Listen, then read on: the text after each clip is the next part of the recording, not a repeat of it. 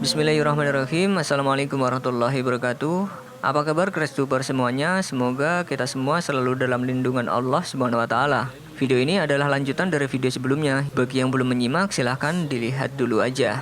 Suatu hari di sebuah rumah batu yang tidak terlalu besar dan sederhana yang menjadi tempat tinggalnya, diterangi lampu minyak redup, seorang pemuda bertubuh kurus ceking yang bernama Sauban bin Bujdat radhiyallahu anhu terbujur di atas kasur yang terbuat dari anyaman daun pelepah kurma. Sesekali dia terbangun, memicingkan matanya, berpendar ke sekelilingnya. Orang tuanya yang mengamati anak semata wayangnya tengah merasa khawatir akibat panas demam yang menerpa putranya. Wajah Sauban tampak pucat, bibirnya pecah-pecah dan kering, dahinya berkeringat dingin. Sesekali ia gemetaran sembari menyebut nama Rasulullah Shallallahu Alaihi Wasallam. Dapat dirasakan anak muda itu begitu sangat merindukan orang yang sedari tadi ia sebut-sebut. Setiap kali dia terbangun, dia selalu bertanya, apakah Rasulullah sudah datang menjenguknya? Orang tuanya itu pun menggelengkan kepala. Pertanda mereka tidak tahu kapan Rasulullah Shallallahu Alaihi Wasallam mendatangi putranya, sebab mereka paham pastilah Rasulullah Shallallahu Alaihi Wasallam sibuk dan memiliki urusan yang lebih penting ketimbang menjenguk putra mereka. Namun apa mau dikata, putranya begitu sangat merindukan kekasih hatinya itu. Nampak begitu besar kerinduan anak muda itu berjumpa dengan orang yang selalu memenuhi relung hatinya. Nama Nabi Muhammad Shallallahu Alaihi Wasallam selalu menghiasi bibir putra mereka.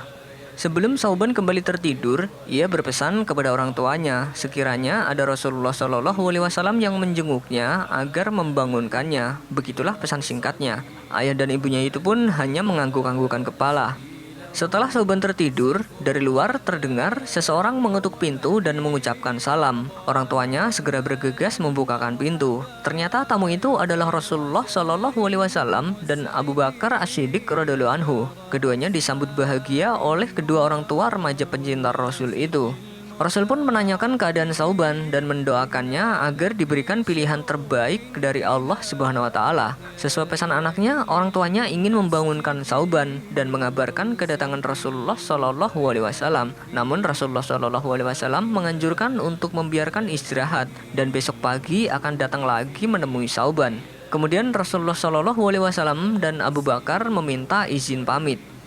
Malam pun kian larut, Sauban terbangun dari tidur pulasnya. Setelah terbuka matanya, maka nama yang pertama ia ingat adalah nama kekasihnya Muhammad Rasulullah Shallallahu Alaihi Wasallam dan menanyakan kepada orang tuanya.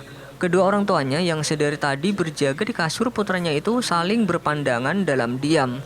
Mereka tidak ingin berbohong dan akhirnya menceritakan kedatangan Rasulullah Shallallahu Alaihi Wasallam ketika Sauban masih tidur. Sauban pun terdiam. Ayahnya mendekati putranya sembari menyeka keringat putranya. Keringat dingin membanjiri dahi anak muda itu. Namun hawa panas semakin tinggi dan wajah anak muda itu makin pucat. Air mata hangat perlahan mengalir di ekor matanya.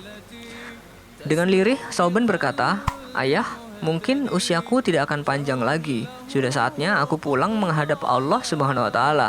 Wahai ayah, jika malam ini aku berpulang ke rahmatullah, tolong jangan kabari Nabi malam ini. Aku kasihan bila beliau harus kembali datang kedua kali ke sini."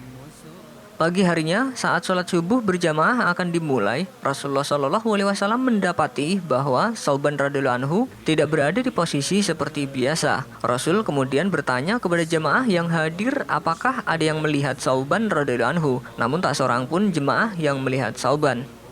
Sholat subuh pun ditunda sejenak untuk menunggu kehadiran Sauban radhiyallahu anhu. Namun yang ditunggu belum juga datang. Khawatir sholat subuh kesiangan, Rasulullah Shallallahu Alaihi Wasallam memutuskan untuk segera melaksanakan sholat subuh berjamaah. Selesai sholat subuh, Rasulullah Shallallahu Alaihi Wasallam bersama para sahabat datang ke rumah Sauban. Akhirnya Rasulullah dan para sahabat sampai di rumah Sauban pada waktu sholat duha. Karena perjalanan memakan waktu kira-kira 3 jam. Rasulullah Shallallahu Alaihi Wasallam mendapati kalau Sauban telah meninggal dunia. Rasul pun menanyakan perihal apa saja yang dia ucapkan ketika sebelum wafat.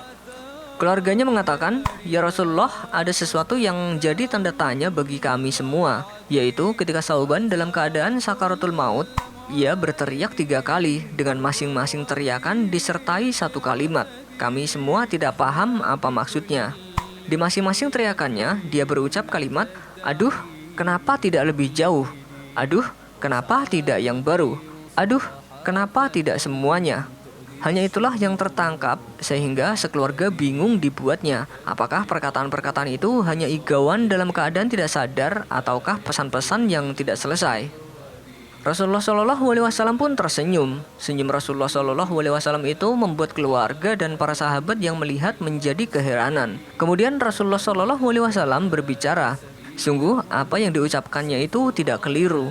Jika kalian semua mau tahu, biarlah aku ceritakan kepada kalian agar tak lagi heran dan bingung. Kemudian beliau Shallallahu Alaihi Wasallam membacakan surat Qaf ayat 22 tentang dibukakannya penglihatan seseorang di mana tempatnya ketika di akhirat pada saat sakaratul maut itu.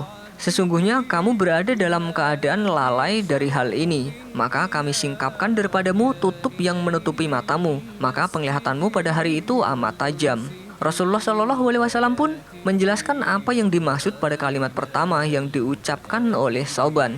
Ketika Sauban dalam keadaan sakaratul maut, perjalanan hidupnya ditayangkan ulang oleh Allah Subhanahu wa taala. Bukan hanya itu, semua ganjaran dari perbuatannya diperlihatkan oleh Allah Subhanahu wa taala. Apa yang dilihat oleh Sauban dan orang-orang yang sakaratul maut tidak bisa disaksikan oleh orang lain. Dalam pandangannya yang tajam itu, Sauban melihat suatu adegan di mana kesehariannya dia pulang pergi ke masjid untuk sholat berjamaah 5 waktu. Perjalanan sekitar 3 jam dengan berjalan kaki. Tentu itu bukan jarak yang dekat. Dalam tayangan itu pula, Sauban diperlihatkan pahala yang diperolehnya dari langkah-langkahnya ke masjid. Dia melihat seperti apa bentuk surga yang dijanjikan sebagai ganjarannya. Saat dia melihat adegan itu, dia berucap, "Aduh, mengapa tidak lebih jauh?"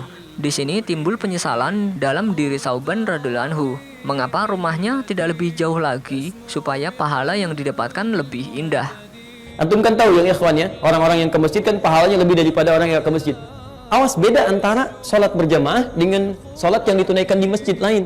Kalau sholat berjamaah, ada orang nggak bisa ke masjid, masih bisa jamaah di rumah atau di kantor. Dari An Abi Hurairah radhiyallahu taala anhu, hadis riwayat dari sahabat Abu Hurairah, semoga Allah meridai kepada beliau. Satu kali Rasulullah SAW pernah bersabda, ya, sholat seseorang yang ditunaikan dengan berjamaah di masjid, tazidu ala salatihi fi baitihi wa suqih, yaitu lebih utama dibandingkan dengan orang yang telah menunaikan sholat baik di pusat niaganya, suk itu tidak harus di pasar ya, sekarang bisa di kantor, di mall dan macam-macam, wa au fi baiti atau di rumahnya. Jadi kalau ada orang yang sholat di rumah atau sholat di kantor dibandingkan dengan orang yang baru mau ke masjid, belum sholat di masjid, itu sudah kalah pahalanya dengan orang yang baru mau ke masjid. Dia belum sholat, berapa? Lebih daripada 23 derajat. Yang masjidnya saja itu sudah 25 derajat. 1 ke 2 500 tahun, 2 ke 3 500 tahun, 3 ke 4 500 tahun, 4 ke 5 500 tahun. Yang paling menarik kata Nabi, dzalika anna ahadahum, yang demikian itu ya ada di antara mereka, kalau ingin ya lebih dapat pahala banyak lagi, kalau dia mau berwudu, dia sempurnakan wudunya sejak sebelum berangkat ke masjid. Sempurnakan wudunya, thumma atal masjid, kemudian dia datang ke masjid. Wa khutta bi kulli khutwatin yurfa'u biha darajat. Maka setiap langkahnya saat dia menuju masjid itu dihitung oleh Allah dengan meningkatkan pahalanya lagi, diangkat derajatnya. Dan langkah selanjutnya yumha biha sayyi'at. Langkah pertama mengangkat derajat, langkah selanjutnya menggugurkan dosa-dosa kecil. Nabi Shallallahu Alaihi Wasallam menarik nafas sejenak, kemudian beliau Shallallahu Alaihi Wasallam meneruskan. Adapun ucapannya yang kedua dikatakannya tatkala ia melihat hasil perbuatannya yang lain, yaitu waktu ia pergi ke masjid pagi-pagi sekali untuk sholat subuh, di mana cuaca di jalan sangat dingin dan angin yang berhembus menusuk tulang. Di tepi jalan, ia melihat seorang lelaki tua yang tengah terbaring menggigil, hampir mati kedinginan dalam kondisi yang mengenaskan. Kebetulan, Sauban memakai 2 lapis baju, yang satu sudah lusuh dan yang satu masih baru. Maka ia pun membuka bajunya yang lusuh dan diberikan kepada si lelaki tua itu. Menjelang saat-saat terakhirnya, Sauban melihat balasan amal kebajikannya itu, sehingga ia pun menyesal dan berkata, "Aduh, kenapa tidak yang baru?" Di sini timbul lagi penyesalan di benak Sauban. Jika dengan memberikan baju lusuh bisa mengantarkannya mendapat pahala yang besar, sudah tentu dia akan mendapatkan yang jauh lebih besar jika dia memberikan baju yang baru. Quran surah kedua ayat 215. Yas'alunaka madza yunfiqun. Mereka bertanya pada Muhammad, apa yang harus diinfakkan?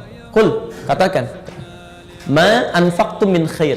Apapun yang mau diinfakkan, cari yang terbaik, yang bagus-bagus. Bahkan nanti disindir oleh Allah di ayat 267 sampai 269. Jangan sampai ada orang infak mengambil yang paling jelek, dia sendiri lihat udah nggak suka, lalu dikasihkan orang lain. Kemudian ucapan yang ketiga, dengan penuh kesabaran Rasulullah SAW menjelaskan kepada keluarga Sauban, ingatkah engkau ketika pada suatu waktu Sauban pulang ke rumah dalam keadaan sangat lapar dan meminta disediakan makanan. Ketika itu engkau segera menghidangkan sepotong roti yang telah dicampur daging dan mentega. Namun tatkala hendak memakannya, tiba-tiba seorang musafir mengetuk pintu dan meminta makan. Sauban lantas membagi rotinya menjadi 2 potong, yang sebelahnya diberikan kepada musafir itu. Kemudian mereka makan bersama-sama. Allah Subhanahu wa taala kemudian memperlihatkan Sauban dengan surga yang indah. Ketika melihat itu pun Sauban berteriak lagi, "Aduh, kenapa tidak semuanya?" Sauban kembali menyesal. Seandainya dia memberikan semua roti kepada musafir itu, pasti dia akan mendapat surga yang lebih indah.